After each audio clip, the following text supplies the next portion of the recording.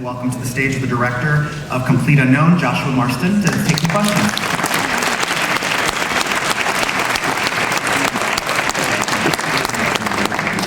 And we have with us also the... You'll do that, great. Yes, absolutely. Thank you. Come on up. Come. Julian Shepard, my co-writer. Lucas Joaquin, producer. Jay Van Hoy, producer. Tommaso Martino, production designer. Wonderful Michael Chernis. Omar Medwali. Frank DiGiulio. Condola Rashad.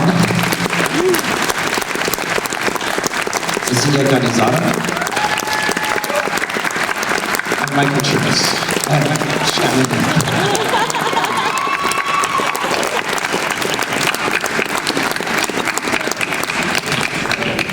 Excellent. I will start things off, but I'll actually ask you all to come into the light a little bit just so everybody can see you. Thank you so much. Thank you so much for bringing the film to Sundance. We're obviously very happy to have you back, Josh. I wanted to ask a couple quick questions for you and for your co-writer about the inspiration for the film. Did you come up with the character of Alice first, or what sort of prompted this story? It started. We knew a couple things. One, we knew that we wanted to make a movie about a woman who was not what she presented herself to be. And in discussing that, we started with an image. If you were at a party and saw someone across the room who you were certain that you recognized, but when you met them, they went by a different name and a different biography and weren't acknowledging you and what that strangeness would be.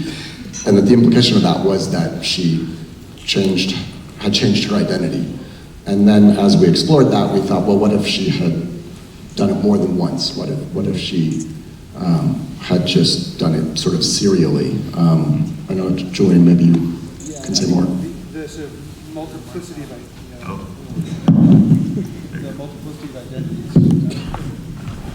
So as the identities grew, that kind of opened up the breadth of the story. And I think actually one of the sort of key moments was the vignettes at the beginning and exploring all these sort of different people she'd been, and that sort of opening up so that when we get to the party, we feel the lies that she's telling and the identity that she's creating, and then sort of the next level of that when she meets Roger and Nina, and the sort of sense of constant creation of who she is. And talk a little bit about the casting and sort of that role in particular is obviously a very demanding one, but talk a little bit about sort of how you sort of found the people to bring these characters to life.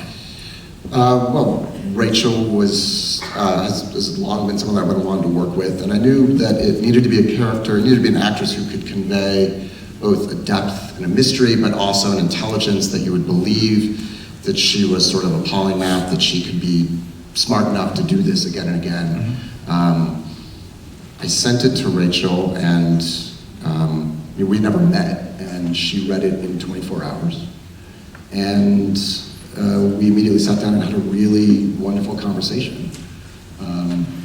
And at the end of that conversation, she then started to, of course, have certain questions. We shared questions all throughout, but by the time we left the end of the conversation, I was then left with wanting to go off and make changes. And that began a really great process whereby Julian and I would rewrite and give her another draft. And at the same time, we were thinking about Tom, and we sent it to Michael. I'd heard that they wanted to work together. I don't know, maybe you want to talk about what your response was, what your reaction was when you read it? Oh yeah, it's a great script. But me and Rachel are godparents to the same child, so we figured it was probably time for us to make a movie together. Nice. All right. I'd love to open it up to questions, and I saw you first, sir. Michael, the process of reinventing yourself every so often is obviously the role of an actor. Just wondering if there are particular places you've wanted to go that you haven't quite, or previous past roles that you sort of still hold on to. So I'll repeat that really quickly. So obviously the idea of reinventing yourself is something that actors do. And to Michael, the question's posed if you can sort of answer if there are roles or places that you wanted to go with characters. I think I've kind of gotten it out of my system. I'm ready to return to Michael Shannon. But yeah, there's a lot of parts I've done I love, you know.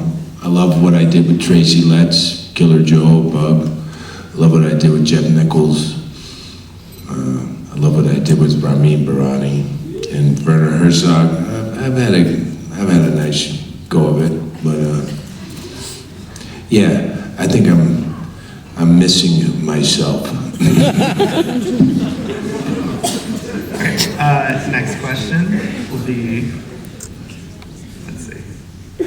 Yeah, please, up there. First of all, that was beautiful. I really, really loved it. I'm just curious, why frogs?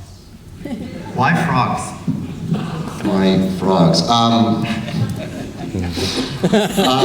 Julian and I spent a long time thinking, well, what would you want to do? A lot of writing and rewriting revolved around us talking about what we would want to do. I mean, to a certain extent, this is autobiographical.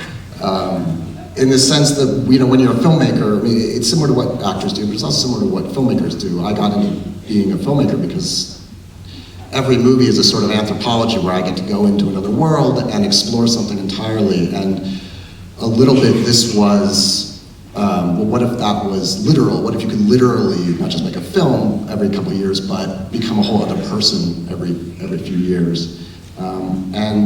While we were writing, I happened to see a lecture given by a guy who actually did discover a new species of frog, the first species of frog to be identified in 27 years.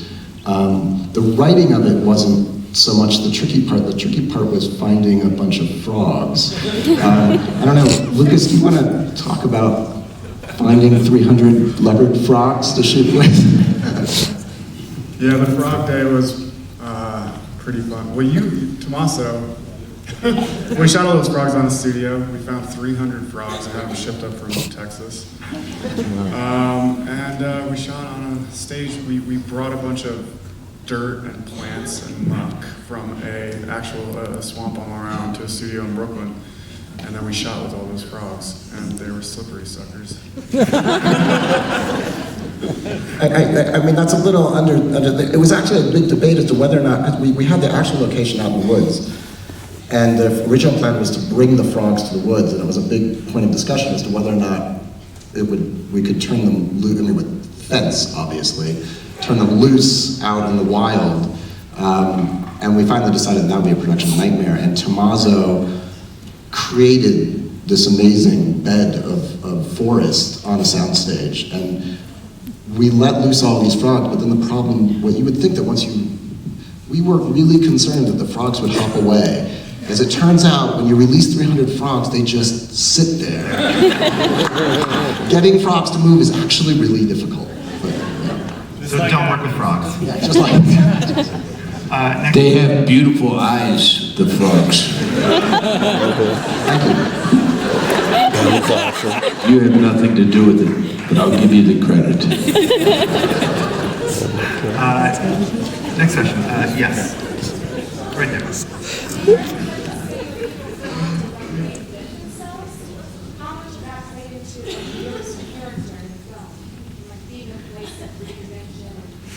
How much did New York City play into it? Is that what you're saying? People come to New York to Oh, right. start over again. Even the restaurant in the movie was like a big place all over again. Right. So the question is, for those that didn't hear, how much does New York City as a place where people come to reinvent themselves factor into this story, into this film? I mean, it was definitely an interest of ours to capture some aspect of New York. I mean, I haven't shot in New York or the United States before, feature film. So I live in New York, and we talked about when they run into Kathy and Danny in the middle of the night, that it should feel like you are dropping into some element of New York, like some pocket that feels totally believable, but maybe you wouldn't otherwise have access to. And the club, all these various locations should feel like New York, and was very conscious that as we were writing the script, Julian and I talked about that we weren't interested in creating a 3-act structure where, 20 minutes into the movie, you set up a question, and then the whole movie is about seeing whether, so-and-so is gonna get away with the crime or someone's gonna get murdered, but rather that we start off in one direction, and at a certain point in the movie, the movie just takes a left turn and goes in a different direction, and then takes another left turn. And I think at a certain level, structurally, consciously or not, what we were doing, in effect, as we were writing the script, was doing what Alice does. And so we were just constantly reinventing the movie. The movie keeps changing tone in a certain sense, and so it becomes sort of this shape-shifting movie about someone who does just that. I have a question about the scene with Kathy Bates. So, was it? Did you always know that the character of Tony. The character of Tom would sort of be seduced into this idea of reinvention as well? Was that always part of where you saw his character going? Because that's really where he embraces that within the film. Were you seduced? Well, who doesn't want to put their hands on Kathy Bates?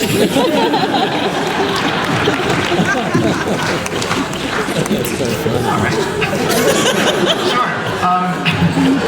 Let's go to the next question then. We have time for one or two more. So, sorry. Raise your hands high. Something in the back, anyone? Oh, right in the very back. Yes, please.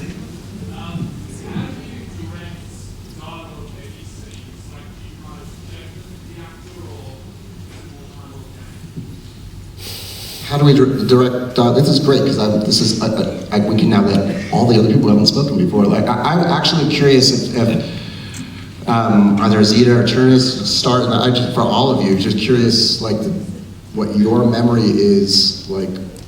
We called them the Rutland Players because we shot on Rutland Road, and we spent 8 days in this brownstone. And I'd be curious your recollections of like the dinner table scene, which was 13 pages in one day. It's a really beautiful group of actors, so it was just really fun. We got to hang out together in this house for a week, and it was pretty heavily scripted. It wasn't, it feels pretty loose and organic, but it was not a ton of improv. It was pretty choreographed, which is cool that it feels so much like a real dinner party and that there's overlapping, because it was pretty tightly orchestrated, actually. Yeah, we shot that over, 16 hours that day? It was a really long day. I think by the time we landed on my coverage, it was maybe 5:30, 6 o'clock in the morning. I was like, God damn you. Yeah, I got the short straw. And so, but it was really cool because it just, as it continued on, and I'd never done anything like that where you shot one scene over a 16-hour day. You don't really get that luxury. So this was a luxury for an actor. It just really opened up for me personally to get to do it that often and see all the little nuances from everybody shifted as they played along in the scene. And it just kind of grew into this, I don't know, it felt like we were a family because we kind of became one over that very, very long day and eating caterpillar salad. Do you guys remember, actually, when you described the stumble through that we did? Do you guys remember that? How that? Like the improv? Yeah, we did a table read. And we went into the house that we were shooting, and Josh asked if we knew the structure of the scene, and we all agreed. And we said, okay, you're just gonna go through an improv. Just go through it as your character would. So, Meaning the entire first... The first half 40 minutes of the movie. Yeah. So we're all like... Off book. Yeah, this is the first day. So we're all like, okay. So we all go into it, we're like yes anding and all that stuff. So we found some good stuff, and yeah, it was easy to do. But then the next day, it was the freedom that we were allotted the first day. The next day we came back and Josh was like, the script's locked. And we're like, okay. And I think everybody had their own process, right? Because everybody, everybody had their own process, and so some people are really comfortable improvising and some people aren't. Josh wanted us to not look at a script and really just go from feeling and from memory of what we thought the scene would be. And that was a really interesting way to kind of explore it as these characters, and especially, and different language and dialect Yeah. and stuff like that. It was all. And just getting to know each other as Yeah. actors, because it was our first day of school, so it was just everyone's meeting each other for the first time. Some people knew each other. So. Great. Well, I think we're going to wrap up, but I want to thank you so much for bringing the film to Sundance.